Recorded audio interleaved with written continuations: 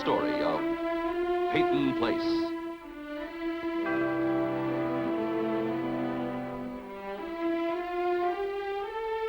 Starring Dorothy Malone as Constance Mackenzie, Warner Anderson as Matthew Swain, Ed Nelson as Michael Rossi, Mia Farrow as Allison Mackenzie, Ryan O'Neill as Rodney Harrington, and Barbara Parkins as Betty Anderson.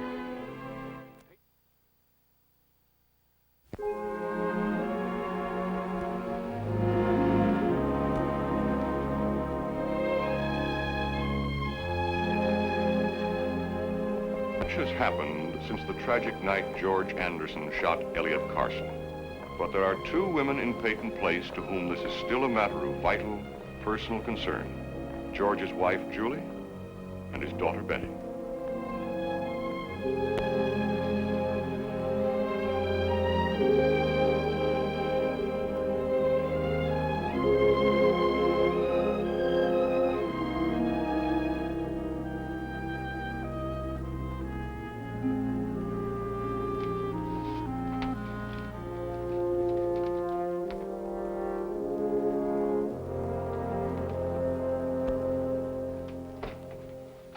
Stephen.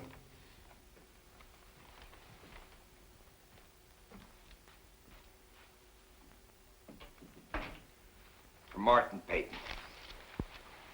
Why in the world does he want a signed requisition of stock verifications that have already been made? Well, this time Mr. Peyton has really outdone himself. You mean he didn't inflict these on Wainwright? No. It's some new fancy. I wonder if he's trying to test my efficiency or merely my patience. Well, they'll need David Schuster's signature. Can you take them over this afternoon? Oh, well, Anytime this afternoon will be fine. Hello? Oh, hello, Mark. Will you excuse me?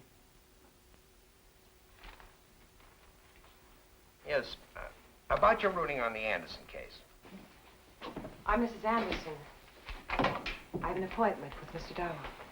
Well, he's on the phone, but it shouldn't be long. I'm Stephen Cord, his new associate. How do you do? My daughter, Betty. Hello, Miss Anderson. Oh, hello. I'm sure you can go in now. Thank you.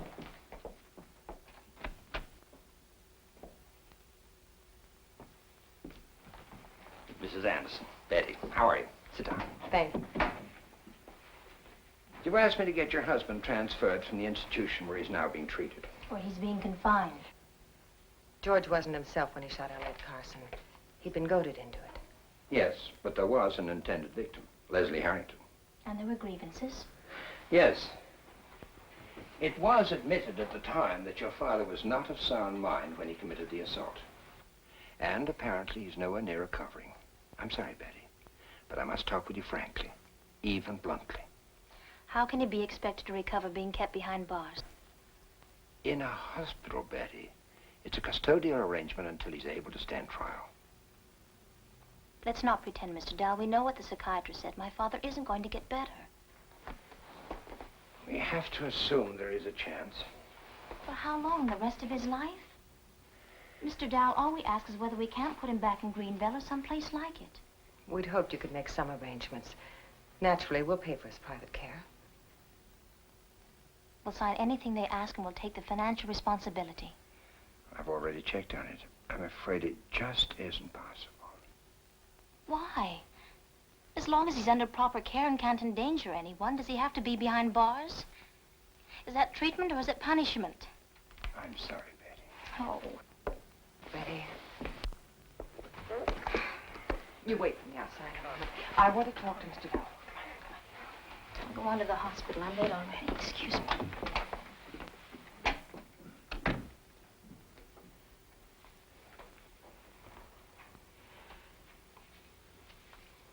I want a divorce. Mrs. Anderson. It can't hurt George now. He doesn't remember me. He never will. It's a problem of grounds, Mrs. Anderson. He's insane. Criminally insane. He's in an asylum. Isn't that grounds enough? Unfortunately, no.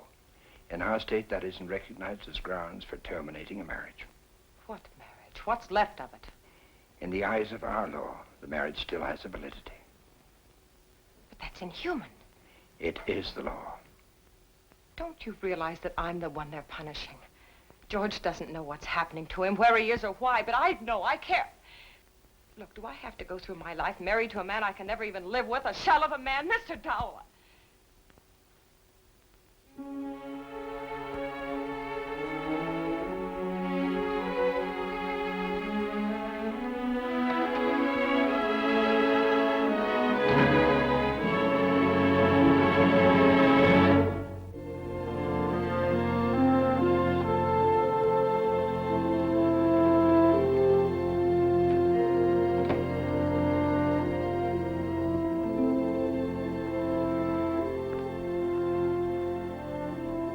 Mike?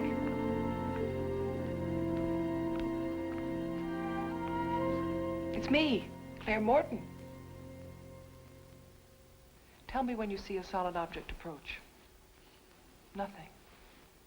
Nothing.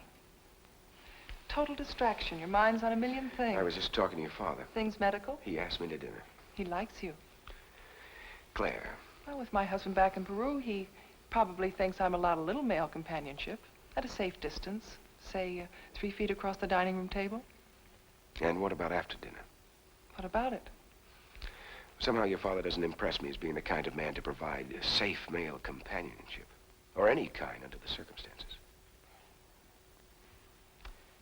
He doesn't know I'm married. I haven't told him. Why haven't you? I don't know. Now, come on, grow up. I can't tell Look, him. your father heads his hospital. His respect. Dr. Rossi, Dr. Martin. Hello, Betty. Mike, can't we get out of here? Isn't there someplace we can go? Look, there really isn't that much to talk about. We were talking about respect. The respect I have for your father, the respect I believe he has for me. I don't want to be brought into his house under false pretenses. I'm the one that's pretending. Well, I have respect for you, and I want to keep that respect. I'm sorry, Mike. Yes, you're sorry. I am. I wasn't able to tell him. Our relationship... Whose relationship? Dr. Morton, you have to grow up. Stop acting like a frightened child. No matter what's frightening you, go to your father. Children go to their fathers. So what? You're still his child. Go to him. Don't put everyone in a false position. Yourself, your husband, your father, or me. Look, I want to go to your house for dinner. But I want to be invited because your father knows he can trust me. Because he knows he can trust you. I'm not a knight in shining armor. I'm not without feelings. But I do have something that's becoming quite a quirk with me these days. I'd like things to be on the up and up.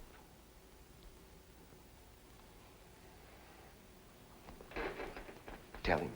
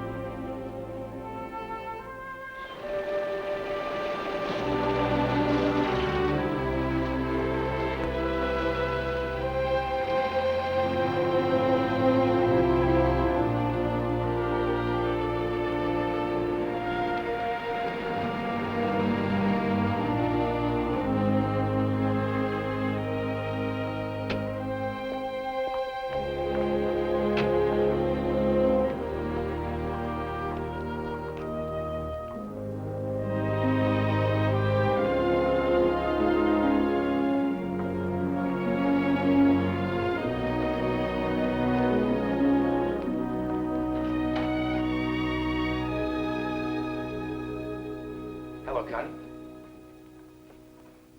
Hello, Michael. When'd you get back? Night before last. How's Elliot? Fine.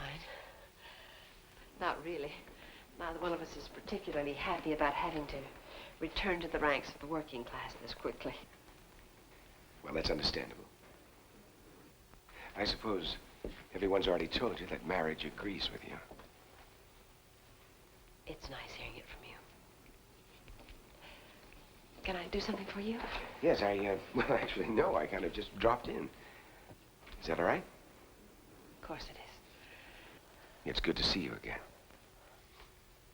You've been a good friend, Michael. Keep on being a good friend. To all of us. Hello, Dr. Rossi. Oh, hello, Allison. I bet you've just been telling my mother how much marriage agrees with her. Well, those very words, 15 seconds ago. Why is it young people make us seem so predictable? Shouldn't the young be studying for an examination? Oh, I was. I was in the school library studying, and then suddenly I got this irresistible impulse. What kind of impulse? To see you. To see me or to get out of the library? If I didn't know Allison's grades were so good, I'd say this was very serious. Well, I have to go. I have some patients upstairs. Well, I'll just be going. Goodbye, Allison. Goodbye, Dr. Rossi.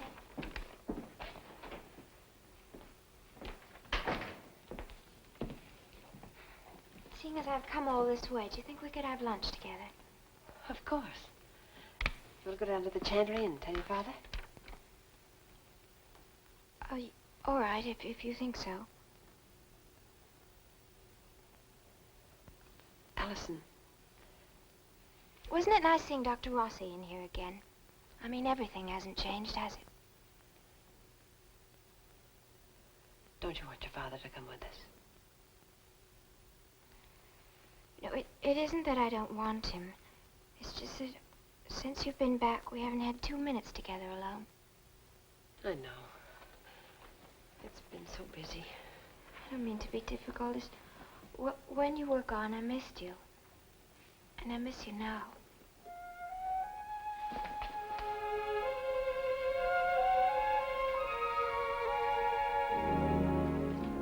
I told you it wouldn't be easy, and there were bound to be problems. The only problem is with my head. It's all stuffed full of dreams of things I'd like to do for my wife and daughter. And would if I could. If wishes were horses. Then beggars would rise, huh? And it looks like we're going to have to walk. You get to the same place. Well, that's true, Dad.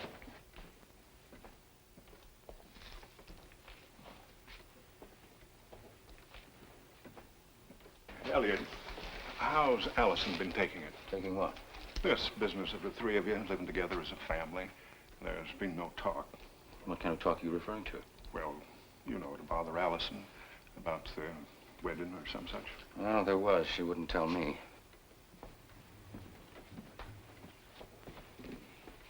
You know, it's a funny thing, Dad, but Allison and I used to be able to talk about anything. When I was just an interesting stranger she met in the library. And now? Well, oh, by the way, I meant to tell you. I'm going to have great-grandfather Carson's watch fob put on a bracelet for her, if you don't mind. Why, of course not. She's much my kin as yours. But, Elliot, you can't bribe her love. You know that. I'm not trying to. I just want to give her something. I want to make her feel she's a Carson, even though her name stays Mackenzie. If that makes any sense to you. It does. I only hope that the bracelet you choose will be worthy of the company it's keeping. Are you referring to Allison or the watch fob? Both. The fob is solid gold.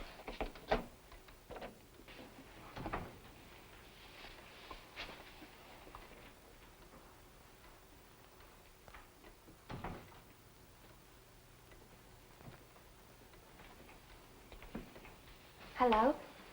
Well, now, this is a pleasant surprise.